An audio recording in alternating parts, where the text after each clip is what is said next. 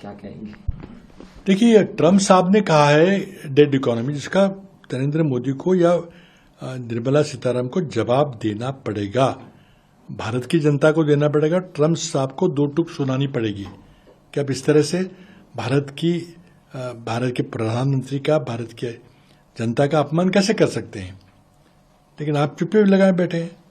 तभी राहुल जी ने पूछा कि मोदी साहब आप बताइए कि ट्रम्प झूठ बोल रहे हैं। मोदी साहब बताइए कि अर्थव्यवस्था मरने का क्या अर्थ है।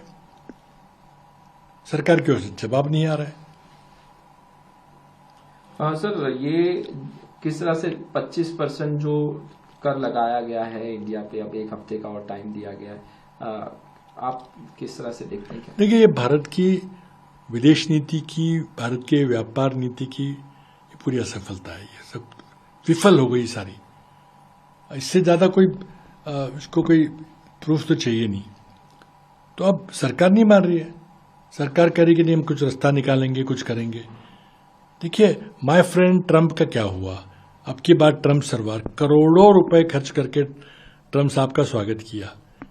प्रधानमंत्री की विदेश नीति में उनको एक तो विदेश नीति की समझ नहीं है, लेकिन वो समझते हैं कि निजी दोस्ती यानी कि सक्सेसफुल फॉरेन पॉलिसी।